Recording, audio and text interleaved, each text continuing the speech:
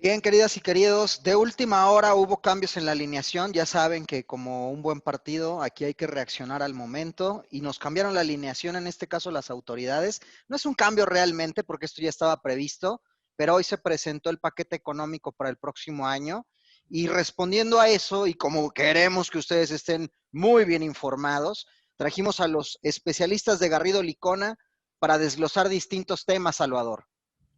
Así es, Octavio. El tema de la reforma fiscal siempre causa polémica, desde luego siempre tiene un impacto en las empresas y por ello es que es importante que desde este momento conozcamos cuáles son las posibles reformas que ya se estarían implementando en 2021.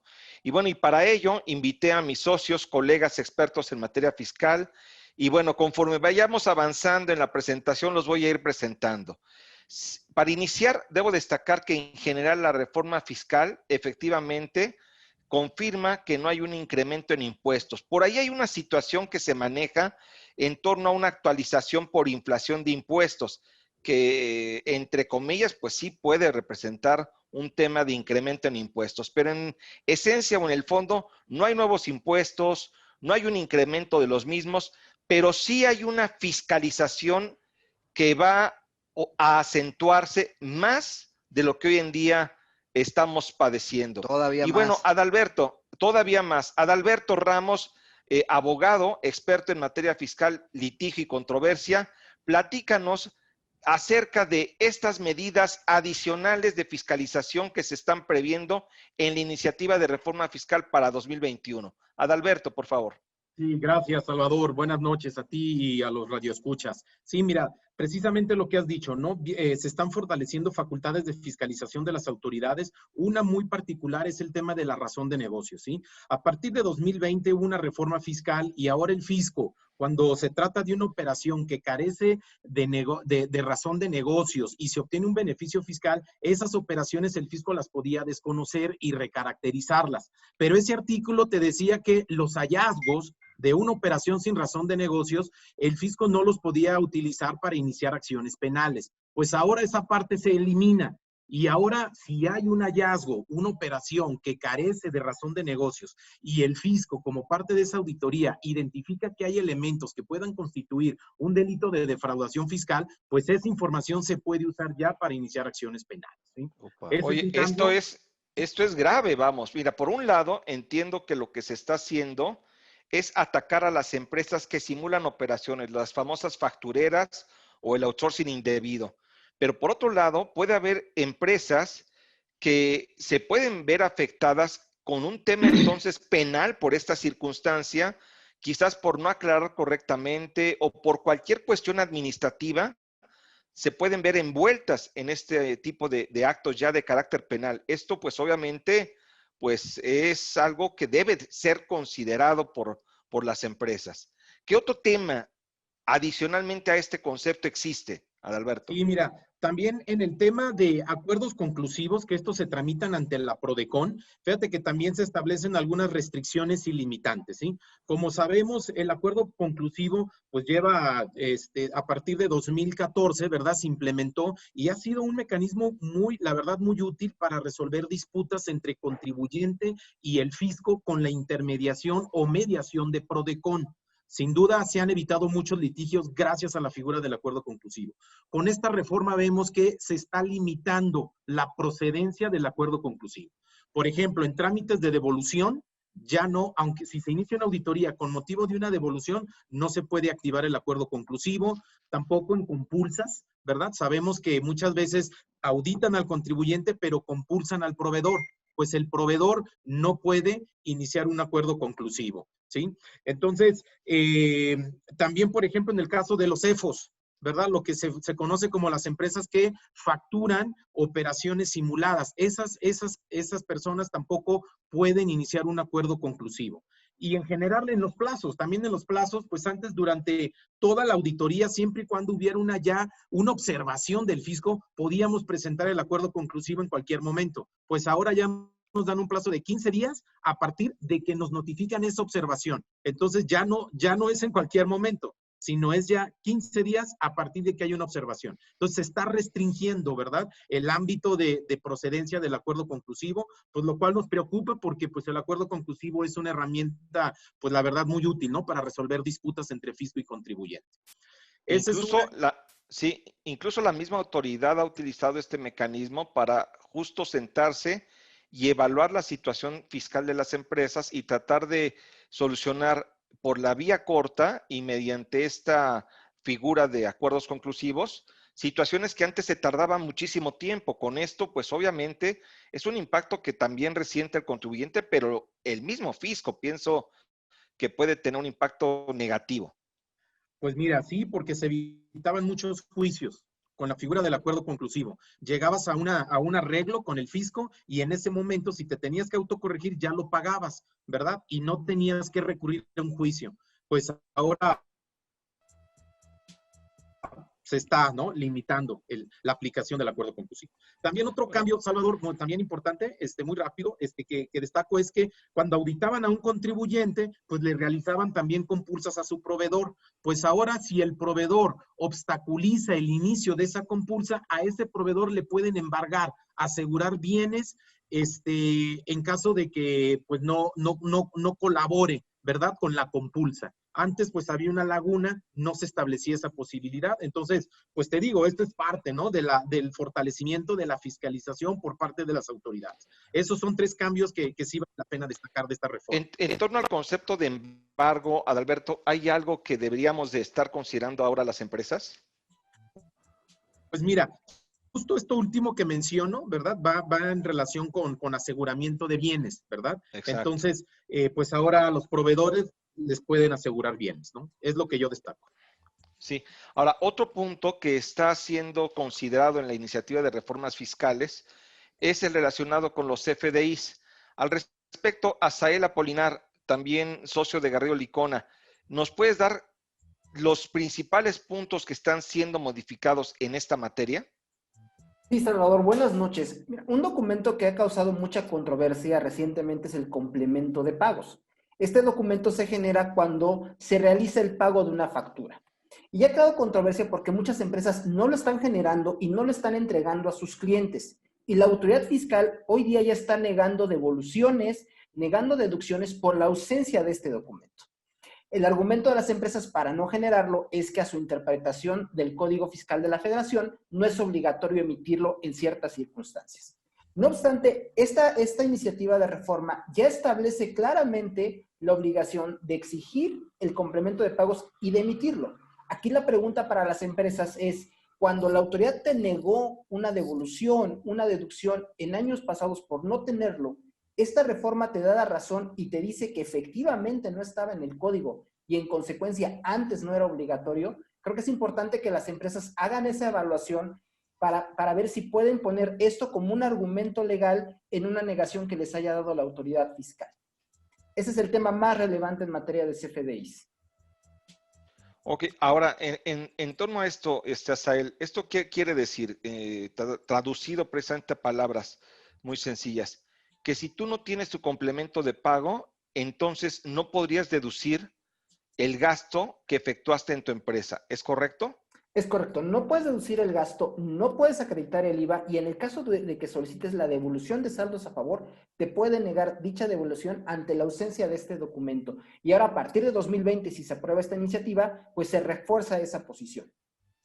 Adalberto, aquí en la parte jurídica y desde la perspectiva de abogado, ¿tú qué problema ves en las empresas o qué situaciones se pueden implementar jurídicamente para el caso en donde te nieguen una devolución o te nieguen la deducción, como lo planteas a él? Sí, ¿Existe mira, alguna vía para sí, por poder... supuesto, ¿no? Si te niegan la devolución por esta situación del complemento de pagos, pues por supuesto que hay medios de defensa, ¿sí? Hay medios de defensa, tienes 30 días hábiles para impugnar esa negativa y por supuesto, pues tienes que demostrar que es ilegal esa razón del rechazo, ¿sí? Pero sí hay medios de defensa. Adalberto, perdón que te interrumpa. Vamos a hacer una breve pausa. Sin duda esto es tema de interés general. Traemos todavía más para el siguiente bloque, así que no se nos vayan, manténganse ahí en sintonía. Esto es sin duda, hashtag asesórate. Sin duda. #asesórate. Queridas y queridos, ya estamos de regreso y como en el bloque anterior seguimos con temas de paquete económico 2021, Salvador. Sí, y los temas muy interesantes. Otro tema que se está proponiendo como parte de las reformas es el tema de documentación, sobre todo tratándose de atributos fiscales. Al respecto, ¿qué nos dicen en esta nueva iniciativa, Asael? Y Salvador, fíjate que como regla general, las empresas tienen que guardar durante 5 años toda su información. Pero esta reforma lo que viene a acentuar es que en ciertas operaciones como aumentos de capital, reducciones de capital, que esto impacta en la CUCA, a lo que son referentes a utilidades fiscales que ya pagaron impuestos que generan CUFI, las empresas están obligadas a guardar la información y la documentación que soporte estos atributos fiscales durante toda la existencia de la empresa. Y aquí hay un dato interesante de que la legislación no señala que esta custodia de información pueda ser digital. No hace esa aseveración. Y aquí, ¿cuál puede ser el tema? Que si haces un aumento de capital, por ejemplo, los estados de cuenta vas a tener que guardarlos físicamente durante toda la existencia de la empresa. Las actas de asamblea, los avalúos cuando haces aportaciones en especie también se van a tener que guardar físicamente. Esto nos lleva a un problema práctico para las empresas, porque hoy día prácticamente muchas de ellas están digitalizadas, pero la ley hoy día con esta modificación obliga a que mantengas esta información durante la existencia de la empresa y hoy en día tiene que ser físicamente. Aquí entra un tema de debate y polémico, Asael Apolinar, socio de Garrido Licona y Asociados, porque la pregunta que surge es si esta regla aplica a partir de hoy en adelante o si incluso la autoridad te puede pedir que la información de 1900, en caso de una empresa que ya tiene mucho tiempo, también debería de haberla o debería de conservarla en este momento y probablemente ya la destruyó. Y ahí viene un tema polémico. Al respecto, también nos está acompañando José Luis Mejía Soto, también socio de Garrido Licona, al igual que Adalberto Ramos Huerta, socio de Garrido Licona, abogado, en este caso José Luis, contador y abogado. José Luis, ¿tú qué opinas respecto de este concepto que se puede eventualmente presentar de retroactividad, en donde le pueden exigir a una empresa que guarde esta información, pero ya no la tiene porque ya quizás pasaron los 10 años que antes se establecían de guarda de información? Al respecto, ¿qué nos dices, José Luis? Sí, desde mi perspectiva, no sería posible que la autoridad te cuestionara documentación porque estrictamente a partir de ahora es cuando te la está exigiendo. Entonces sería a partir de este momento cuando estás obligado a conservar esa nueva documentación que ahora te exige la disposición que pretende entrar en vigor y sería hasta este momento cuando tienes que tener toda la documentación. De aquí en adelante hacia atrás, simple y sencillamente debes de tener lo que la disposición te solicitaba en su momento, no más, desde mi perspectiva. Así es.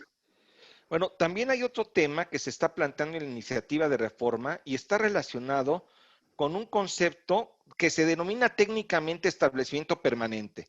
Y no es otra cosa más que una empresa extranjera que hace operaciones en nuestro país a través de una sucursal.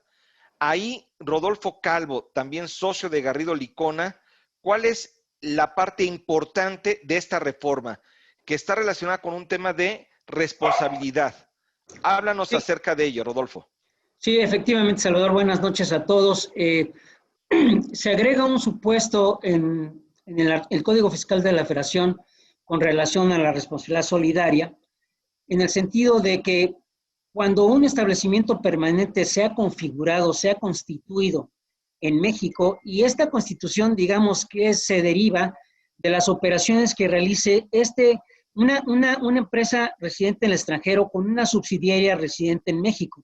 Si por virtud de esa relación jurídica, si por virtud de esas operaciones se configura en la ley del impuesto a la renta lo que se conoce como un establecimiento permanente, como tú bien dijiste, una extensión de la sociedad extranjera operando en México, se plantea la posibilidad de que la subsidiaria residente en México sea responsable solidario de los impuestos que este establecimiento permanente que se configura en términos de ley, porque todavía no está presente en México, sea responsable solidario y responda por aquellos impuestos que hayan sido omitidos respecto a los ingresos atribuibles a este establecimiento.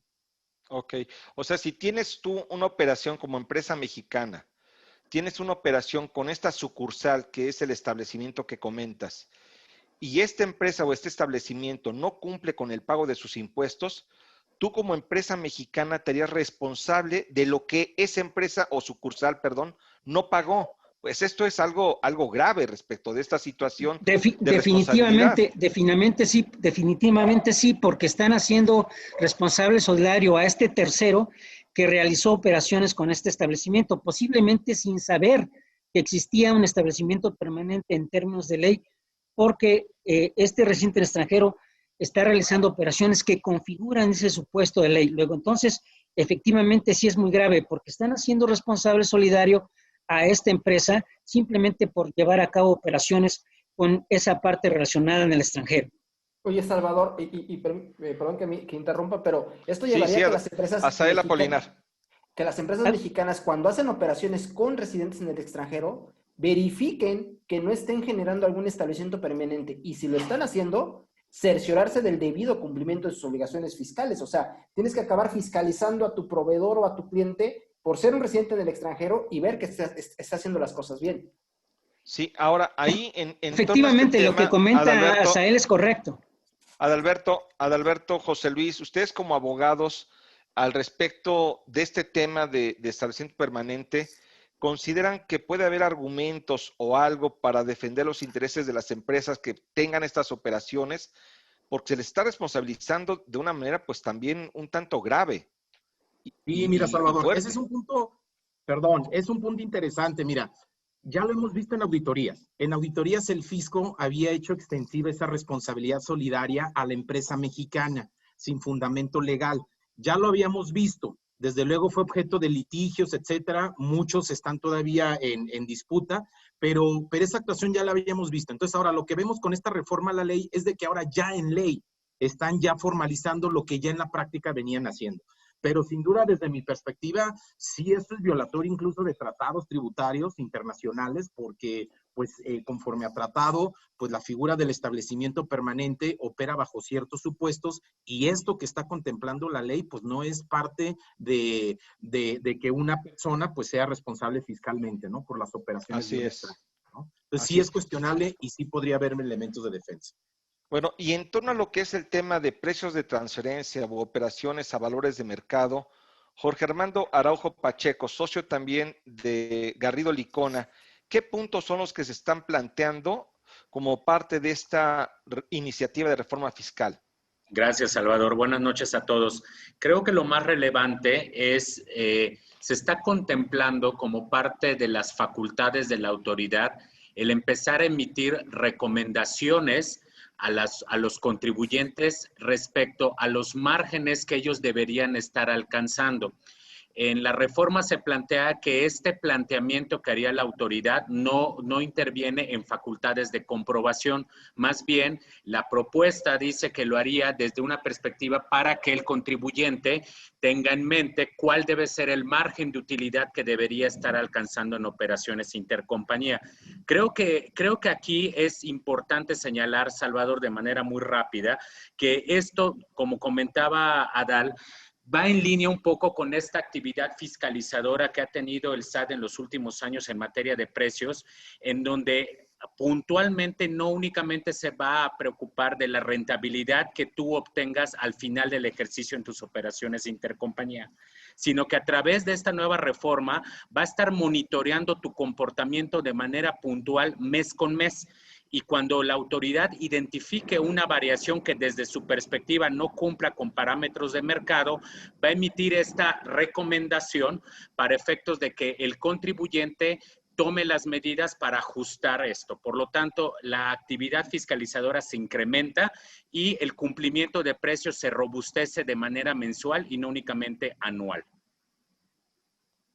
Perfecto. O sea, también ahí hay cambios relevantes. Y bueno, también algo que generalmente no se considera, pero que ha sido sujeto de diversas modificaciones, es lo relacionado con empresas que no son contribuyentes del impuesto, que se conocen como donatarias o personas morales no contribuyentes, referidas a asociaciones civiles, a instituciones de asistencia privada y otros organismos que no pagan impuesto por su actividad propia, que no es la de tener utilidades o generar riqueza. Sobre este punto particular, José Luis Mejía, socio de Garrido Licona, ¿cuáles son los puntos que debemos de considerar con motivo de esta iniciativa de reforma? ¿Dónde le pegan a este tipo de instituciones que últimamente han sido objeto de, pues obviamente, impacto fiscal?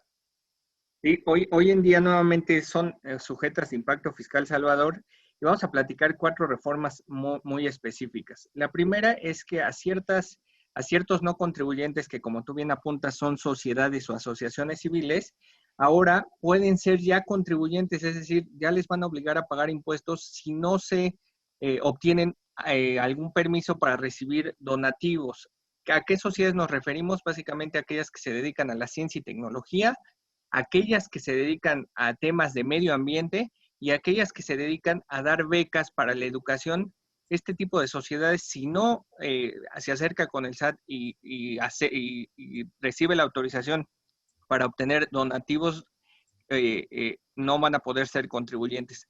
La segunda reforma es que se le pide a todas las donatarias autorizadas prácticamente que todos sus gastos cuenten con comprobantes fiscales. Si no tienen comprobantes fiscales, ¿qué es lo que va a suceder? Ahora van a tener que pagar el 35% directo por cada gasto que no tengan un comprobante fiscal. La tercera reforma, y no menos importante, es que hoy en día van a ser fiscalizadas. Se están agregando diversas disposiciones para fiscalizarlas porque a ojos de la autoridad, estas donatarias autorizadas están obteniendo algunos tipos de ingresos que efectivamente no cumplen con su objeto social y que por los cuales debían pagar el impuesto y no lo están pagando. Y entonces, ¿qué es lo que va a suceder? La autoridad, como parte de las acciones de fiscalización, si observa este tipo de conceptos, les va a revocar la autorización y aquí viene un punto grave. Si les revoca la autorización, en automático todo el patrimonio de las sociedades lo van a tener que transferir a donatarias autorizadas. Es decir, prácticamente si hoy en día tengo un patrimonio de 10 millones como donataria autorizada, si me ubican en algún evento de fiscalización, pudiera transmitir ese tipo de concepto a una donataria autorizada. Y finalmente, el último punto es que, derivado de la emergencia sanitaria y todo lo que estamos viviendo, ahora las instituciones de asistencia privada que presten servicios médicos, pues van a estar exentos de IVA. Fíjate que todas estas medidas me parece que también obedecen a un tema de fiscalización con motivo de las empresas que están simulando operaciones y el uso indebido de asociaciones civiles. Y desafortunadamente, asociaciones civiles que sí tienen objeto de apoyar, de brindar, de bienestar y en general de no lucrar, sino de apoyar a la asistencia, a la comunidad o a las personas, pues resulta que se están viendo afectadas por estas circunstancias. Y bueno, pues es desafortunado que esto esté sucediendo, pero bueno, esto es México y tenemos que cambiar. Octavio. Sí, nuevamente, pues nos ponen aquí los socios de Garrido en el panorama el tema de la fiscalización, que sigue siendo fuerte, sigue siendo agresiva. Por otro lado, algo que vimos también ya de temas de outsourcing, donde el outsourcing bueno está pagando los platos rotos versus estas malas prácticas, y ahora lo estamos viendo también en el caso de las donatarias o de estas sociedades.